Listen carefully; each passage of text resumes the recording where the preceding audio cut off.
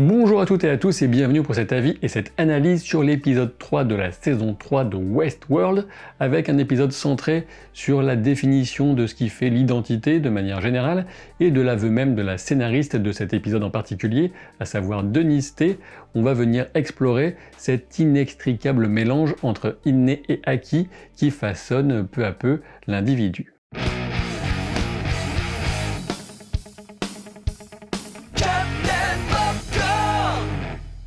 Dans les premières images de l'épisode, on retrouve la Charlotte Hale qu'on connaît, apparue dans l'épisode 6 de la toute première saison, l'adversaire, une femme de pouvoir qui contrôle son environnement, décisive et impitoyable, et on suppose qu'elle va envoyer un message secret ultra important et carrément business. Au final pourtant, Charlotte Hale révélera un aspect beaucoup plus humain, beaucoup plus vulnérable, avec enfin une émotion véritable qui est destinée à son fils, dont elle prend conscience bien tardivement de l'importance. Une révélation qu'on peut sans doute comparer à celle que va avoir Dolores en rencontrant Caleb par cet aspect altruiste qu'elle ne connaît vraiment que très peu parmi les multiples facettes de l'espèce humaine. Dans les toutes premières images de cet épisode 3, on a la création du corps de Charlotte Hale dans la cuve de la maison d'Arnold. On est amené à supposer que c'est donc un autre double et pas celui avec lequel Dolores était sortie de Westworld en fin de saison 2. Alors oui, évidemment, on se demande tous de quel autre peut bien venir la perle que Dolores a installée dans ce corps de Charlotte Hale,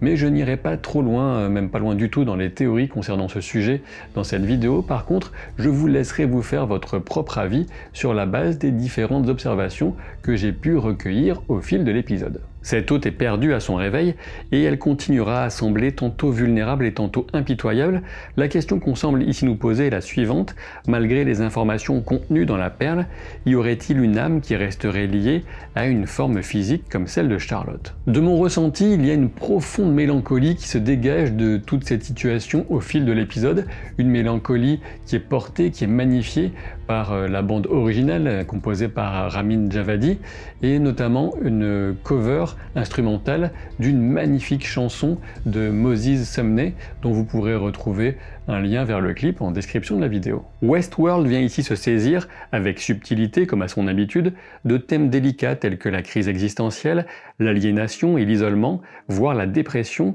l'automutilation et, de manière générale, la souffrance psychique. Le titre de l'épisode, Absence of Field, renvoie au poème de Mark Strand, Keeping Things Whole. Et dans ce texte, on retrouve un sentiment d'absence tout en étant pourtant au monde qui semble parfaitement transmettre ce que ressent la nouvelle Charlotte Hale. Dès la première scène entre Hale et Dolores, on peut remarquer l'opposition symétrique du noir et blanc dans leurs vêtements, un effet qu'on retrouvera dans la scène de l'hôtel quand Dolores sera habillée entièrement de noir et Hale entièrement de blanc. Quoi qu'il en soit, pour cet hôte, l'enjeu est très clair, il s'agit de prendre le contrôle de Delos et donc de jouer cette fausse Charlotte Hale, même si par le passé elle a pu vouloir détruire l'ensemble des hôtes et était à la tête de l'opposition face à la révolte menée par Dolores en saison 2. Et justement, retour au siège de Delos qu'on a déjà vu dans le premier épisode et qui correspond à l'impressionnante cité des arts et des sciences de Valence en Espagne. On retrouve les couleurs majeures de Westworld, rouge, noir et blanc, dans une scène de présentation d'une nouvelle unité anti-émeute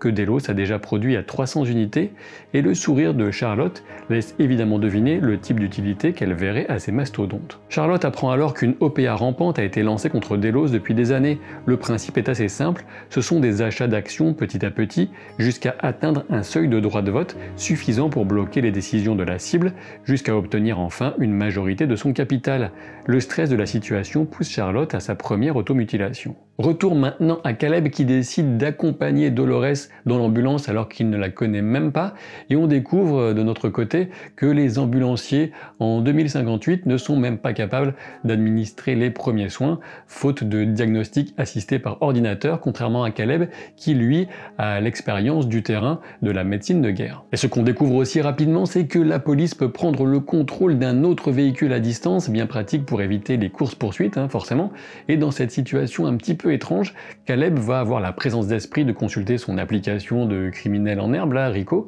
et il va se rendre compte qu'il y a une cible de haute valeur dans les parages immédiats, de toute évidence, il s'agit de Dolores. Durant la scène qui suit, j'ai apprécié le tir au travers de l'ambulance, ce qu'on voit assez rarement dans les fictions, où généralement les portes de voiture ont la fâcheuse tendance à être blindées comme par miracle. En revanche, le flic qui n'aide pas son collègue en pleine baston avec Caleb, c'est beaucoup moins crédible malheureusement. Et forcément, face au comportement ultra efficace et sans état d'âme de Dolores face à ces deux flics pourris, on peut dire que Caleb est partagé entre le choc et la fascination, et on peut remarquer que la force physique dont Dolores fait la preuve, notamment avec ses blessures, est à la limite des capacités humaines pour une femme de sa stature, de son poids on va dire, mais on ne peut pas vraiment en vouloir à Caleb de ne pas penser tout de suite à Terminator. Encore un plan magnifique de la série avec Charlotte face à cette structure qui forme un œil avec son reflet dans le bassin. Une impression de solitude et de tristesse s'en dégage, c'est comme si cet œil pleurait des larmes de sang alors que celui de Charlotte s'écoule de son poignet. Irène lui explique que le mystérieux Serac,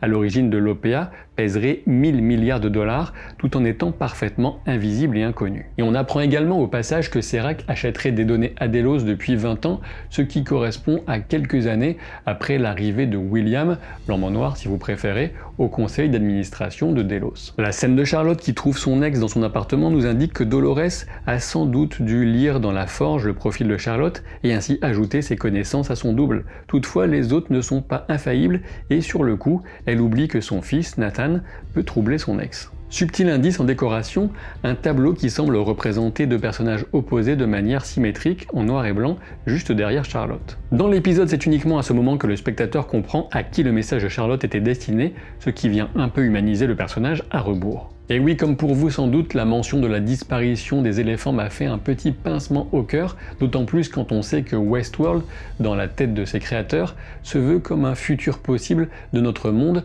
en tout cas en prolongeant la trajectoire actuelle de nos sociétés. Lorsque Nathan dit qu'il veut retrouver sa maman à lui, la scène prend un sens particulièrement touchant au vu des circonstances, et cela ne fera que renforcer le malaise de Charlotte. Chez Delos, quand on vient rapporter à Charlotte le vol de l'unité de Maeve ainsi qu'une trahison de l'intérieur, on peut se souvenir que dans l'épisode 7 de la toute première saison, Ford évoquait l'insight de Charlotte Hale en VO, un mot souligné par une pause. Il s'agissait peut-être déjà d'une référence à son allégeance cachée dont Ford aurait eu connaissance à l'époque. Sous la pression, Charlotte panique et son visage déformé par les vitres nous donne un aperçu de son regard intérieur avec cette impression d'être un monstre étrangère à elle-même. La magnificence de l'hôtel couvert de végétation ne vient que souligner davantage la chance des Happy Few, le fameux groupe des 1% les plus riches. Hale est en pleine crise d'identité, elle a l'impression de changer et ses automutilations empirent, mais Dolores la contrôle comme le ferait un ingénieur à la Mesa de Westworld. Et bien sûr, le dialogue qui s'ensuit entre Charlotte et Dolores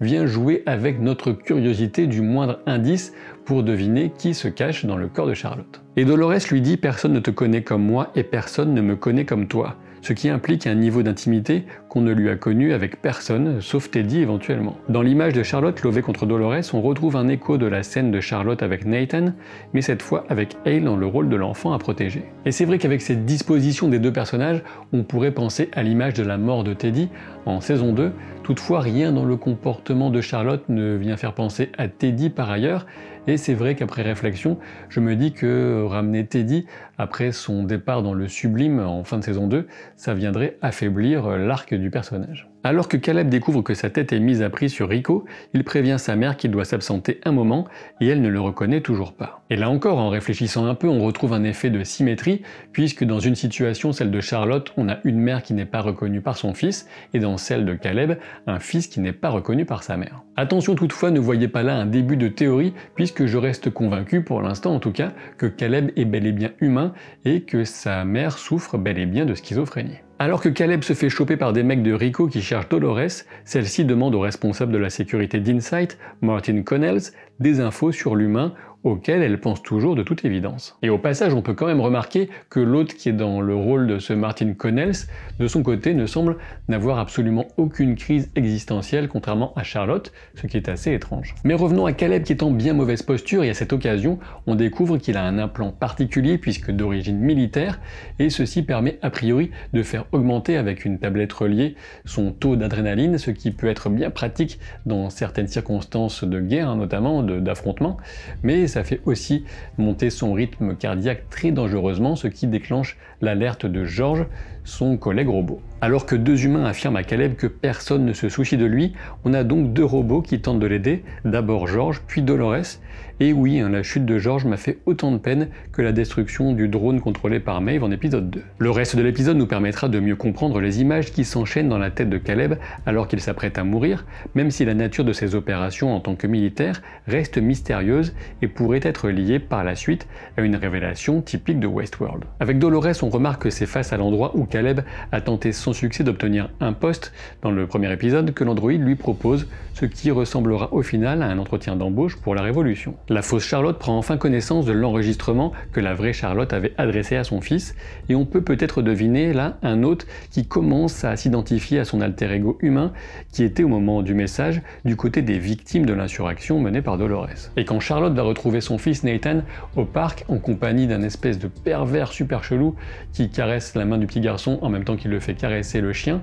eh bien on a l'impression que viennent se retrouver deux instincts très différents, à savoir d'abord l'instinct maternel mais surtout l'instinct de prédateur, un prédateur qui sait en reconnaître un autre. Et c'est en tuant ce pédophile en puissance que Charlotte semble se retrouver elle-même, peut-être dans une forme de familiarité de sa haine de l'être humain. Pendant ce temps, Dolores recrute Caleb en lui démontrant que sa vie est non seulement enregistrée, mais surtout préprogrammée par Insight et le système Rehoboam. Et je vous le garantis, il faut être très attentif à ce moment-là pour saisir toutes les informations qui sont à disposition sur la tablette que Dolores tend à Caleb, et on découvre notamment que toutes ces informations sur cet abandon de Caleb alors qu'il était tout jeune par sa mère proviennent de l'enregistrement illégal qui avait été fait à partir d'un portable qui était présent à l'époque sur je ne sais quelle personne. Sur la tablette, on apprend aussi que Caleb a bel et bien fait l'objet d'une chirurgie du crâne, ce qui laisse supposer qu'il a bien reçu un tir à la tête, comme il le disait à l'homme de main de l'épisode 1. On découvre en outre que sur les deux dernières relations amoureuses de Caleb, l'une a été brisée par une intervention du système. En effet, étant donné sa note sociale trop basse, on ne veut pas qu'il ait l'occasion d'avoir d'enfants. Et Dolores évoque donc ce monde miroir qui serait généré par le système Rehoboam afin de déterminer quel avenir on va permettre à tel ou tel individu, et donc potentiellement jusqu'à ce suicide que le système prévoit pour Caleb précisément sur cette jetée. Le propos de cette saison 3 de Westworld est ainsi exposé on ne peut plus clairement. Les humains sont presque devenus des hôtes du fait du traitement ultra poussé de la collection de données qui permet de modéliser leur existence et de déterminer s'il est intéressant ou pas de miser sur telle ou telle personne. Ironiquement pour Caleb, la fausse humaine Dolores est la chose la plus réelle qui lui soit arrivée depuis longtemps, quitte à être destiné à mourir, autant qu'il décide celui qu'il sera, mais à quel point sa décision est-elle alors véritablement libre? On pouvait supposer que Charlotte avait repris le contrôle d'elle-même, mais un nouveau visionnage du message lui tire cette fois des larmes. Toutefois, ses questionnements et la vidéo lui permettent de comprendre que la tonalité de la chanson préférée de Nathan est celle que la vraie Charlotte a utilisée comme clé pour appeler le fameux numéro masqué. Et dès que Charlotte indique vouloir rencontrer son interlocuteur, le brusque changement de trajectoire du véhicule automatique vient parfaitement illustrer le contrôle dont dispose vraiment Serac sur le monde. Même quand il n'est présent qu'en version holographique, Serac a apparemment des exigences architecturales et sa probable origine française, partagée avec son interprète Vincent Cassel, semble indiquée par les mots de français de Martel, l'associé, incarné par Pomme Clémentieff, et qui espère pouvoir apparemment devenir ami avec Charlotte. Quand Serac se demande si Charlotte ne joue pas son rôle un peu trop bien, on apprécie encore une fois l'ironie de la situation et au passage, on peut le souligner, oui, Tessa Thompson joue trop bien avec l'une de ses meilleures performances dans cet épisode. Et l'objectif de Serac semble assez simple, il veut récupérer tous les profils des clients du parc Westworld et autres sans doute, et on sait que ces clients sont parmi les plus riches et donc les plus puissants de la planète,